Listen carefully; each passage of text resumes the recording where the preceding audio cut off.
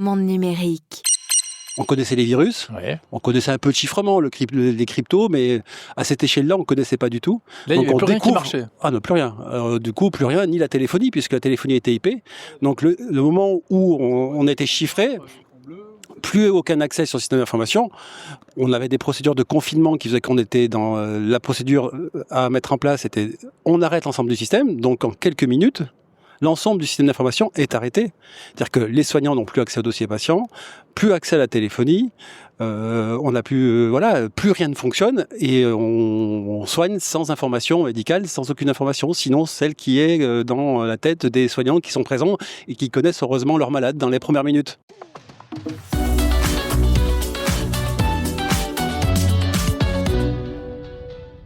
Bonjour Nasser Amani. Bonjour.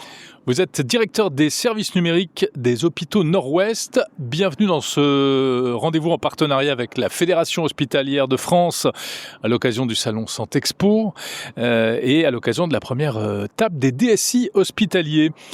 C'est quoi en fait un DSI et en particulier dans le milieu hospitalier? Comment est-ce que vous voyez votre métier? Alors le métier de DSI a beaucoup évolué. On est passé d'une direction des systèmes d'information à une DSN. Ça change un petit peu les choses parce qu'on parle moins d'informatique mais plus de numérique. Direction des systèmes numériques. Des services numériques. Et on parle de services. On parlait de système d'information, on parle de services. Ouais. Donc c'est la direction des services numériques. Et en fait, notre métier, c'est à la fois de gérer le quotidien, l'exploitation des services informatiques au sens large, mais aussi d'innover. Donc en fait, et on est une direction de service parce qu'on met à disposition des métiers, des professionnels de santé parce qu'on est hospitalier, des outils numériques dans l'objectif de prendre en charge des patients. Alors l'innovation, on va en parler parce que c'est un territoire fantastique pour innover, la santé, et notamment la santé publique. Mais l'autre volet, vous l'avez évoqué, c'est la sécurité notamment. Et l'actualité a été émaillée ces derniers mois, ces dernières années de nombreuses affaires. On a l'impression que les hôpitaux sont systématiquement ciblés. On parle de 600 000 attaques par mois contre les hôpitaux français, c'est ça? Confirmé? Oui, 600 000 tentatives d'intrusion dans nos systèmes d'information. Mais je ne suis pas sûr que ce soit forcément lié qu'au système hospitalier ou en tous les cas ciblé contre les hôpitaux. C'est plutôt généraliste. C'est qu'il y a aujourd'hui une économie autour de la cybersécurité, de la donnée qu'on peut prendre dans nos établissements. Et c'est ce phénomène-là et c'est cette économie-là qui génère toutes ces tentatives d'intrusion. Et ce sont des intrusions qui nous concernent tous, puisque ça va toucher ensuite les patients, les soins, les médecins, etc. Et vous avez dû faire face notamment en février 2021 à une grosse cyberattaque avec le cryptovirus Ryuk. Vous pouvez nous raconter ça sans que ça remue de méchants souvenirs? Oui, c'est compliqué. C'est compliqué. On en parle avec beaucoup de recul, et les choses ont bien changé. Mais effectivement, en février 2021, on a subi une cyberattaque majeure. Alors 2021, si on se projette, on est entre deux vagues Covid, donc une période déjà très compliquée, cadencée par de la gestion de crise, alors pour le coup sanitaire, et on a eu cette malchance, ou en tous les cas, peut-être aujourd'hui c'est une opportunité, parce que quelques années après, on s'est saisi de cette opportunité pour vous a appris des choses. Apprendre et pour mieux se sécuriser, mais très clairement, ça a été une période très compliquée, puisque des cyberattaquants se sont introduits dans notre système d'information. Alors, par un rançon logiciel, on en entend parler, mais qui arrive par des mails qui sont générés à grande échelle. Et puis, c'est du hameçonnage. Donc, comme à la pêche, on lance des hameçons. Et puis, le premier qui va mordre à l'hameçon, ça va se faire attraper. Et c'est ce qui nous est arrivé, puisqu'une personne a malencontreusement cliqué sur le mauvais mail. Les attaquants se sont introduits chez nous, se sont installés chez nous. Et quand le moment venu, sont montés en droit, en privilège sur notre système d'information, et le moment venu, on a lancé une cyberattaque, alors en plus contre eux, parce que c'était dans la nuit du 14 au 15 février, donc en pleine Saint-Valentin. Et l'ensemble du système d'information a été bloqué. Chiffré. Donc toutes vos équipes étaient en rendez-vous amoureux et c'est exactement ça. En tous les cas, ça a été une période très difficile parce que le réveil à 4h du matin de l'urgentiste qui appelle notre astreinte informatique disponible 7 jours sur 7, 24 heures sur 24, se retrouve face à quelque chose qu'il ne connaît pas, puisque on connaissait les virus, on connaissait un peu le chiffrement, les cryptos, mais à cette échelle-là, on ne connaissait pas du tout. Là, il n'y avait plus rien qui marchait. Ah non, plus rien. Du coup, plus rien, ni la téléphonie, puisque la téléphonie était IP. Ah oui, d'accord. Donc le moment où et donc c'était quoi? C'était écran chiffré, noir, écran bleu ou c'était... Plus aucun accès sur le système d'information. On avait des procédures de confinement qui faisaient qu'on était dans la procédure à mettre en place, c'était on arrête l'ensemble du système, donc en quelques minutes, l'ensemble du système d'information est arrêté. C'est-à-dire que les soignants n'ont plus accès au dossier patient, plus accès à la téléphonie, on n'a plus, plus rien ne fonctionne et on soigne sans information médicale, sans aucune information, sinon celle qui est dans la tête des soignants qui sont présents et qui connaissent heureusement leurs malades dans les premières minutes. Ou sur un bout de papier. Et on met en place des mots dégradés, etc. Alors dans ce cas-là, il se passe quoi? Qu'est-ce que vous faites? Dans ce cas-là, on a des procédures, heureusement. Qu'on a établi au travers des différents programmes nationaux Open, hôpital numérique, donc des procédures qui le plan de continuité d'activité. Donc on sort les modes dégradés, on sort les feuilles, les stylos, on récupère toutes les informations qu'on a pu mettre de côté qui n'ont pas été chiffrées pour pouvoir prendre en charge les patients présents. Et puis on se pose un certain nombre de questions. Qu'est-ce qu'on fait des patients qui se présentent aux urgences? Est-ce qu'on continue de les accueillir? Est-ce qu'on dérégule et on demande au SAMU de ne plus présenter des patients parce qu'on n'est pas en capacité d'assurer leur prise en charge et en tous les cas dans les mêmes délais courts, notamment sur des patients graves? Qu'est-ce qu'on fait des patients en réanimation, en néonat, des enfants en néonat? Enfin, c'est terrible. On se pose plein de questions et on passe en gestion de crise. Et on se met en gestion de crise. Et puis comme on connaît très bien, puisqu'on est en pleine gestion de crise depuis un an Covid, de crise Covid, on continue la crise et on gère pendant 7 semaines une crise cyber. Ça a duré 8 jours? 7 semaines.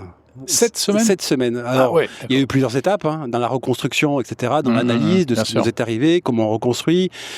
Et ça nous a beaucoup servi. Ça nous a beaucoup servi. Qu'est-ce que vous en avez retenu? Alors, ça nous a beaucoup servi parce qu'on est passé d'une méthode qui était la méthode d'avant les années 2000 où on empilait des couches de sécurité, on mettait des antivirus, on intégrait des firewalls, etc. Voilà, on a un hélicoptère qui nous passe au-dessus de la tête. Je pense pas que ce soit une urgence, mais comme on est à côté de l'héliport de Paris, ça fait un peu de son ambiance. Et donc, on passe à cette gestion de crise, clairement, et pendant cette semaine, alors je sais plus où on était, mais c'est pas grave, c'est l'hélicoptère qui nous a dérangés. Qui nous a un peu troublés. Oui, c'est la remise en route, ce que vous en avez retiré. À la fois la remise en route et puis l'enseignement, tout ça. Voilà, c'est ça, on en était là. C'est qu'on passe d'un système où on empile de couches de sécurité à un vrai système de management de la sécurité avec une amélioration en continu. Donc on se pose systématiquement des questions de qu'est-ce qu'il faut faire donc un mal pour un bien. Un mal pour un bien. Et on se met à travailler sur de la résilience, sur comment faire en sorte qu'on devient prêt à nouveau peut-être un jour, alors je souhaite pas, clairement j'ai pas envie de le revivre 2 fois, mais comment on peut potentiellement être prêt et se préparer à revivre ce type d'événement? Alors peut-être pas avec une telle ampleur, mais ça peut arriver à nouveau, on le sait aujourd'hui. Mais voilà, on met un système de gouvernance porté par la direction générale, on fait de la cartographie, on fait de l'analyse de risque, beaucoup plus poussée, on met en place des outils intelligents de détection de failles de sécurité ou ce qu'on appelle des EDR, et on met en place tous ces outils-là, et c'est comme ça qu'on construit, on met en place un plan de continuité d'activité pour s'assurer que dans tous les cas, on est en capacité de prendre en charge nos patients, peu importe ce qui arrive. Et c'est avec tout ça, avec tous ces outils-là, c'est ce qu'on construit autour d'un système de management de la sécurité. Donc protection et résilience. C'est exactement ça. Et gouvernance. Protection, résilience. Et un peu de formation aussi pour. Alors ça peut arriver à tout le monde de cliquer sur un truc comme ça, mais malgré tout, on peut être plus ou moins sensibilisé au risque. Chaque année, on fait plusieurs campagnes de sensibilisation à destination des professionnels. On a plus de 5000 utilisateurs sur notre parc, sur notre système d'information. Et en fait, chaque année, on fait plusieurs campagnes de sensibilisation, de faux hameçonnage. Et on essaie de baisser le taux le plus possible de personnes qui sont amenées à cliquer. Et malgré ce qui nous est arrivé, malgré plusieurs campagnes, et on a encore aujourd'hui 4% de personnel, alors sur 5000 c'est très peu, mais qui vont cliquer sur le mauvais mail. On était à 21% lors de la première campagne de sensibilisation. Aujourd'hui, on est à 4%. Donc, on progresse. Okay. Et vous avez l'impression que globalement, ça progresse dans les autres établissements, etc. Parce que vous avez vécu, ce problème-là. Vous êtes particulièrement sensibilisé. Mais est-ce qu'il faut vivre un épisode comme ça pour ensuite être performant ? Je le crains. Je le crains. Maintenant, on a quand même la post-vague de cyberattaques de 2021-2022 a fait que des programmes ont été lancés au niveau national, dont un programme qui s'appelle CARE, Cyberaccélération de la résilience des établissements, qui est un programme qui a été lancé par l'Agence du numérique en santé et qui a permis de mettre les premières pierres, les premières briques de défense, en tous les cas, et les premières zones à sécuriser, l'Active Directory, c'est un univers d'entreprise qui est le cœur de notre système d'information. Si on le perd, on perd tout. L'exposition vers l'extérieur. Donc ce programme nous a permis de progressivement monter, on va dire, en compétences, et en tout cas élever notre niveau de sécurisation. Et c'est valable pour tous les établissements de santé. On dit souvent que si les établissements de santé sont attaqués, non pas visés, mais si vraiment ils subissent des problèmes, c'est parce qu'ils ont aussi des équipements informatiques obsolètes, pas mis à jour, etc. C'est vrai ou pas ? C'est de moins en moins le cas. C'était peut-être vrai il y a une dizaine d'années. On a peut-être aussi un rattrapage à faire et une dette technique liée justement à ce manque d'investissement pendant quelques années. Mais aujourd'hui, très clairement, je suis pas sûr que ce soit vraiment le sujet. Oui, on doit rattraper une dette technique encore, mais non, je suis pas sûr que ce soit le sujet aujourd'hui. La cybersécurité, ça coûte très cher. C'est un poste qui est en augmentation dans toutes les entreprises, et y compris également, j'imagine, dans votre milieu. C'est quoi la part du budget annuel que vous consacrez à la cyber ? Très clairement, nous, on investit 2% du budget d'exploitation de l'établissement dans les systèmes d'information. Et sur ces 2%, 10% est consacré à la cybersécurité. C'est un investissement important, mais on sait qu'on ça suffit ? Oui, ça suffit. Aujourd'hui, j'estime que ça suffit. En tous les cas, pour mon établissement, ça suffit.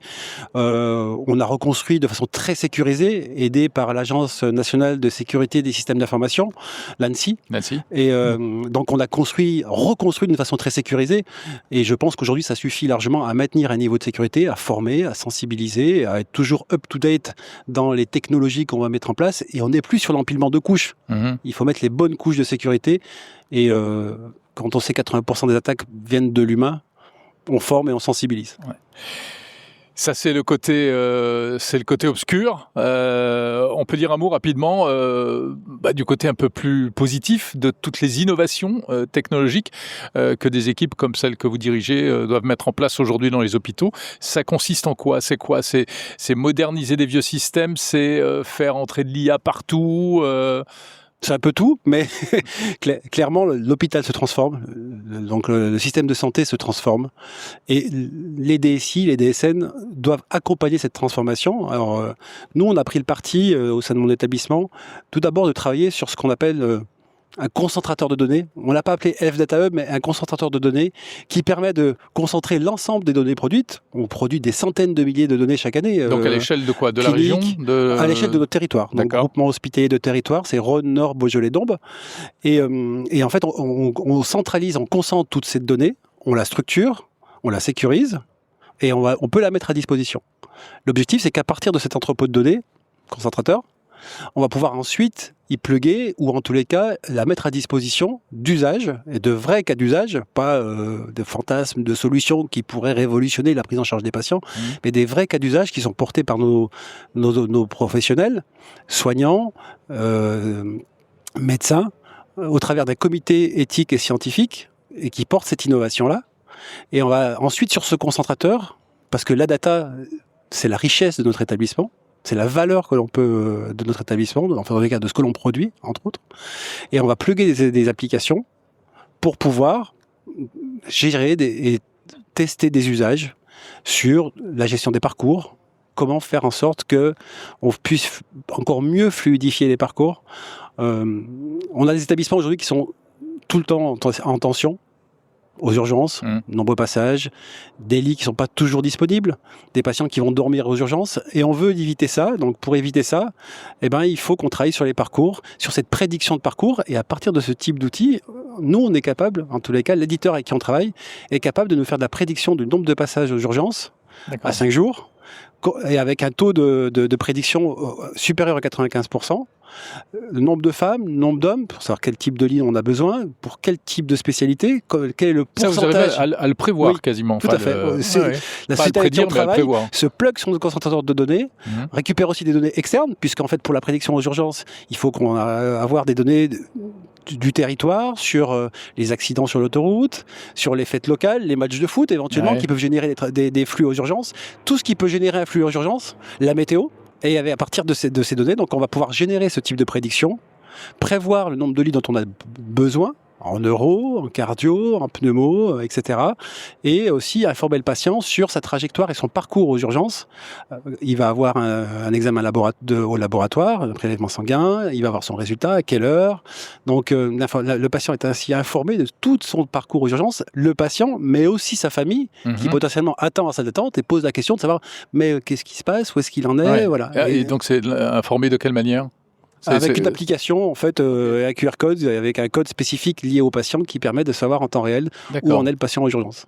Un patient à l'hôpital, maintenant, il a son QR code, quoi. Il peut avoir son QR code. Qui va le suivre partout. Un patient a déjà un numéro d'identifiant unique et un identifiant de séjour. Et potentiellement, aux urgences, il peut avoir une application qui permet à la famille qui attend en salle d'attente, ou même au patient qui attend sur un brancard, de savoir s'il le peut, bien sûr, savoir où est-ce qu'il en est dans sa prise en charge. Dernière question, ce genre d'initiative, alors vous l'avez mis en œuvre, vous l'avez dit, à l'échelle de votre territoire. L'intérêt, c'est peut-être de mutualiser tout ça, non ? En tout cas, comment est-ce que vous faites parce que les patients, ils peuvent se déplacer d'une région à une autre, les médecins aussi. Est-ce qu'il faudrait pas, est-ce que vous arrivez à travailler sur le fait d'unifier un peu tout ça ? Il existe Mon Espace Santé déjà, qui est un outil qui permet d'assurer le suivi de l'ensemble des patients. Et nous, établissement hospitalier, on contribue effectivement à alimenter Mon Espace Santé de l'ensemble des comptes rendus, de l'ensemble des comptes rendus de consultes, de chirurgicaux, etc. Donc c'est l'outil aujourd'hui national pour pouvoir suivre le patient sur l'ensemble du territoire en France. Malheureusement, les patients ne l'utilisent pas beaucoup, je crois, Mon Espace Santé. Pour l'instant. Mais en fait, on parle d'usage, donc il faut en trouver des usages et un intérêt. Et s'il est alimenté, si on a de la donnée, les patients l'utiliseront. Merci beaucoup, Nasser Amani, directeur des services numériques des hôpitaux Nord-Ouest.